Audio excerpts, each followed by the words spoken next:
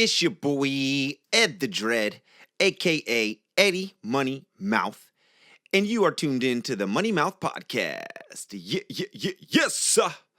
You happy Money Mouth Monday, y'all. Here we are. And I am celebrating because it is over. Bam, bam, bam, bam. The final bell rang, and your boy is done with high school. I feel like it's dumb to say it twice, but I spent 5 years teaching at the high school level, and now I'm done. I'm over it, dog. It's done. Final bell rang, close the door, wash my hands of it, bless y'all, appreciate y'all, never going back. You know what I'm saying? Woo! That was an experience. Oh my gosh. So, with that said, I'm going to talk about the four biggest things that stuck out to me after teaching for 5 years.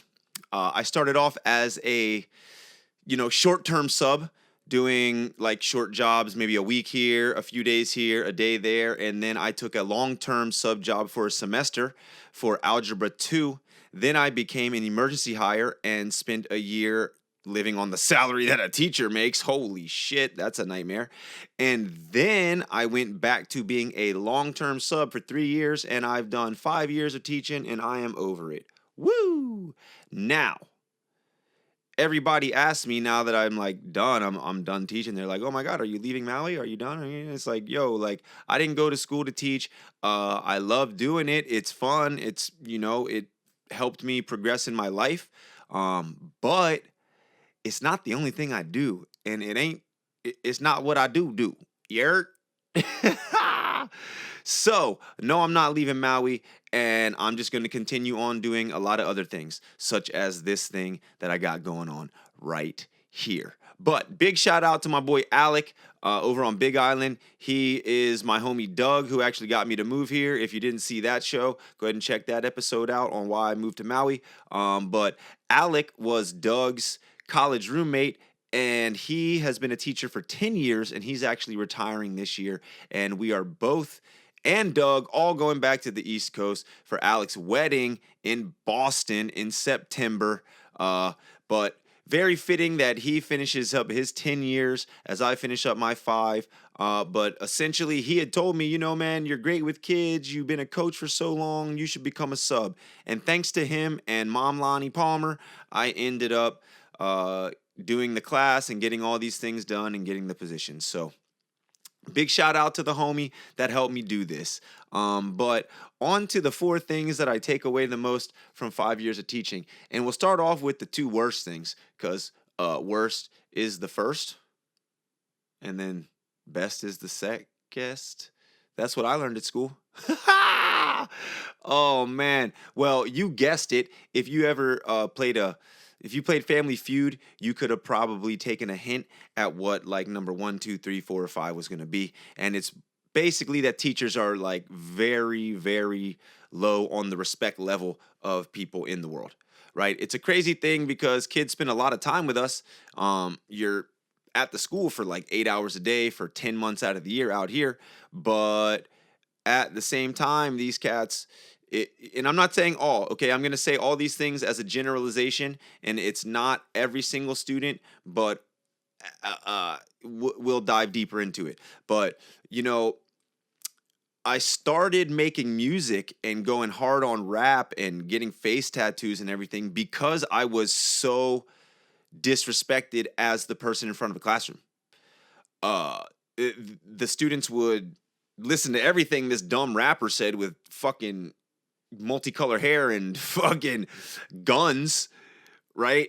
But someone who has a college education, has played professional sports and done all this other stuff that a successful person would consider some sort of accolade, they could care less.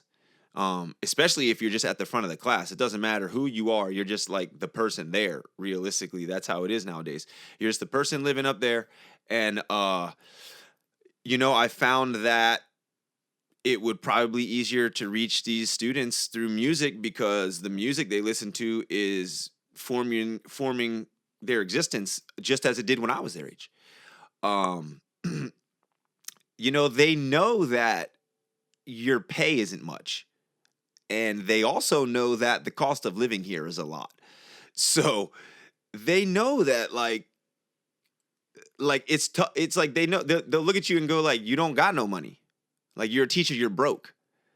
Which, looking at two sides of it, it's kind of fucked up because like they know you're broke, they know you're here helping them, and then they're still fucking busting on you about it. But that's like real. I've literally been told like, bro, you're broke, you're a teacher. Why should I even listen to you? Which is like, well, I was like, fuck this. I gotta make a mill. This is crazy. These cats won't even listen to you at all. I swear, at all. Uh, so I mean, that just ties into the disrespect.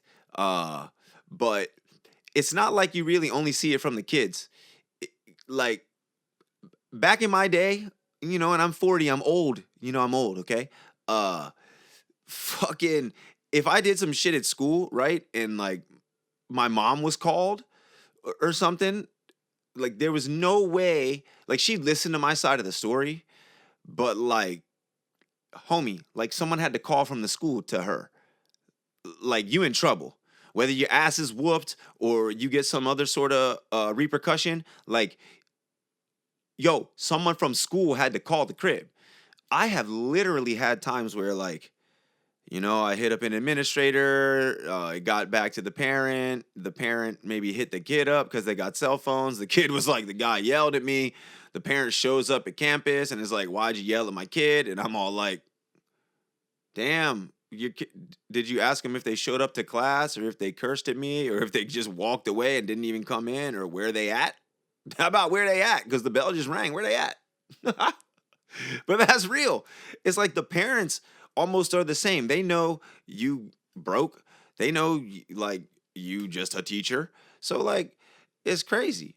Uh and then add to that the school has to deal with litigation. Like I mean, we live in America, right? Like this is the country to try to get rich for doing nothing. And one of those ways is by suing people. and I ain't fucking lying. I mean, think about it. You know what I'm saying? But that is what schools deal with too. I mean, okay, I didn't never, but I tried not to and only paid the dues for a few months until they like kicked me out because I didn't. It was like, but the teachers union HSTA, you ask the representative what they do for you. You're like, okay, so while I'm paying you monthly, like, what do you actually do? And they go, if you get sued and you win the case, we will reimburse you the money you spent on it. That was the guy's answer. I swear to you, that was the guy's answer. I was like, what? How do I stop paying you this? Like, what are you talking about? But that was what it did. I mean, I guess when COVID happened, it like they like helped fight against I don't know whatever the government was trying to make teachers do or whatever. But it's crazy. So that's the reality. It's like you're very low on the respect totem pole of the world, and it's due to a bunch of different factors. Second big takeaway is like cell phones. Oh my god! Like I'm not gonna say they take away from the classroom. I'm gonna say that cell phones take away from kids' childhood. Okay, like the classroom is one thing. Like I had scenarios where a child would rather go to the principal than just put their cell phone up on the cell phone holder like everyone else. They're like it's like attached to them almost. And in asking students, I've had students that said they had a cell phone since third grade. So that's just wild in itself. Right. But add to that if you ever saw the Chappelle show and you saw Dave Chappelle's take on the internet, it's a wild world of who knows what. Like, I mean, first and foremost, you are literally giving your kid the power to just look up porn at third grade. I mean, that's real. And shit, I'm sure it happens. I read somewhere that most students or children that are shown it by someone like 2-3 years older than them, and they're in like fifth grade or some shit. I mean, I believe that the first time I saw, like titties was like a Playboy magazine in like fifth or sixth grade, again, somebody had to like steal it from their dad and like rip pages out and try to like share it with the homies. It wasn't like you could just get this phone and go, here's fucking access to all the most ridiculous shit you could ever imagine in the world. But that's what it is. Add to that wireless headphones, which like the Bluetooth thing is probably baking everybody's head. And then you never know what these companies are even doing with those. Are they listening to everything you say all day? Are they peering into your brain? I mean, it, it's a possibility.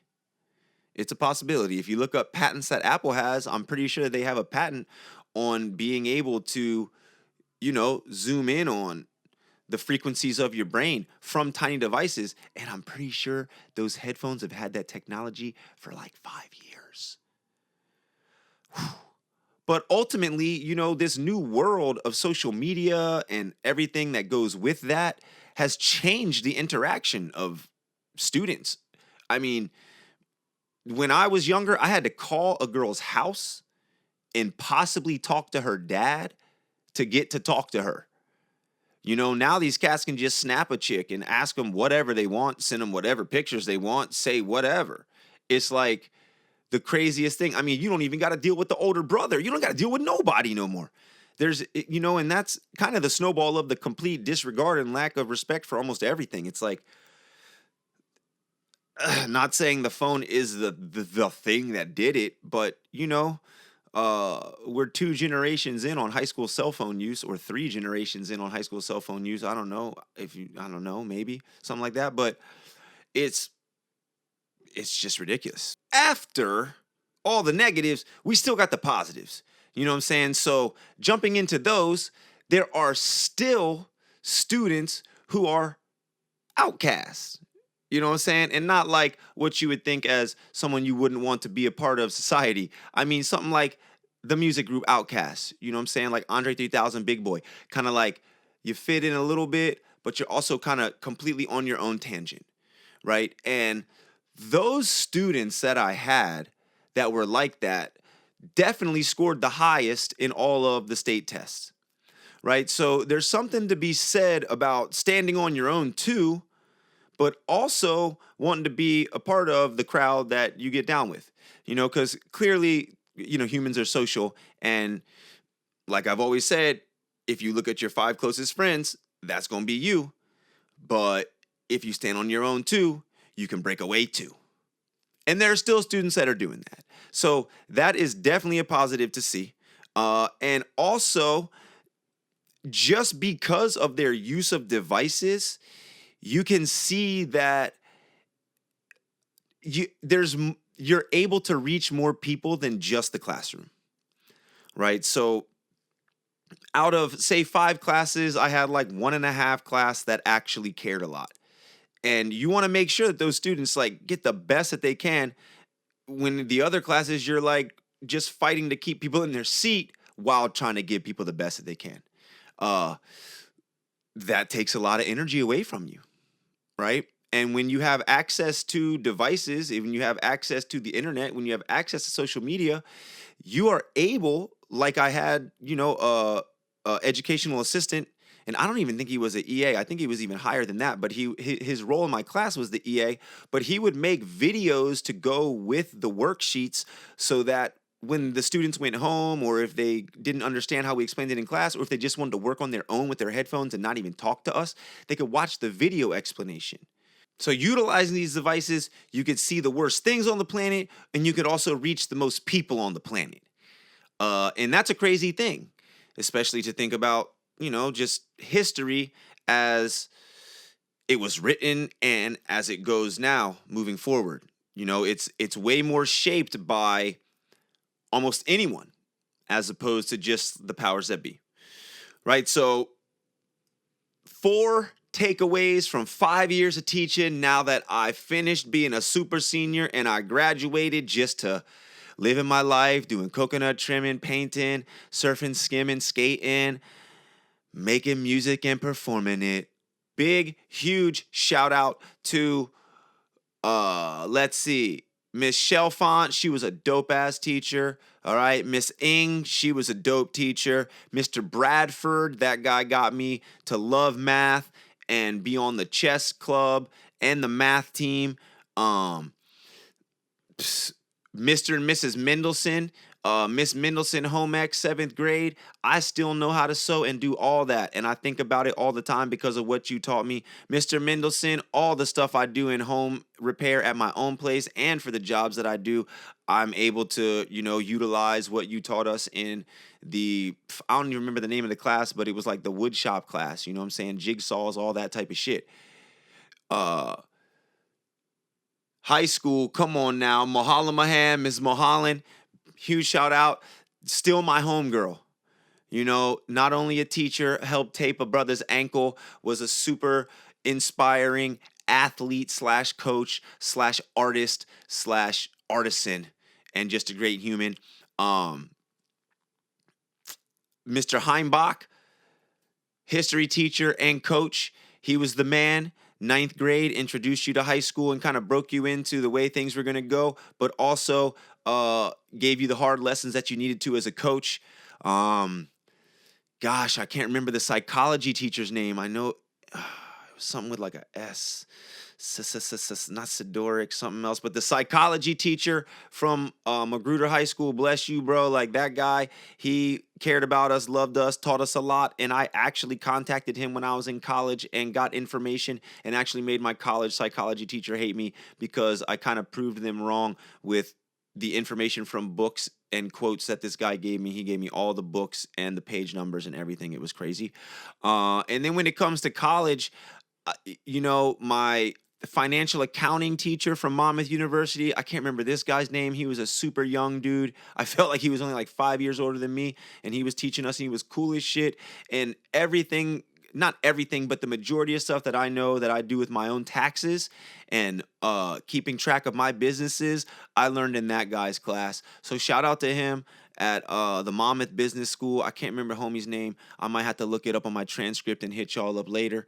And then finally, big shout out to Jim Cavazzini. That was my strategic management teacher at Monmouth University. He actually broke down our class into like playing chess, and I loved chess. The guy had created Nickelodeon and created ESPN and retired when he was like 27, didn't have a college degree, but our college gave him an honorary degree so that he could teach in our business school, and he was one of the last people you saw on your way out of the door your senior year doing strategic management, and that guy was the man. So please remember your teachers. Give them a shout out if they're helping you. It's always cool to have like maybe like a heartfelt letter or just an actual piece up at the end of the year and not just like a, hey, good one, we see you later. But either way, it's all good. Live your life. That was your Money Mouth podcast. Coming at you. Ed the Dread, Eddie Money Mouth, Popolo Coco coming at you. Eddie Machete, get your loco. Oh, we ho, Kako.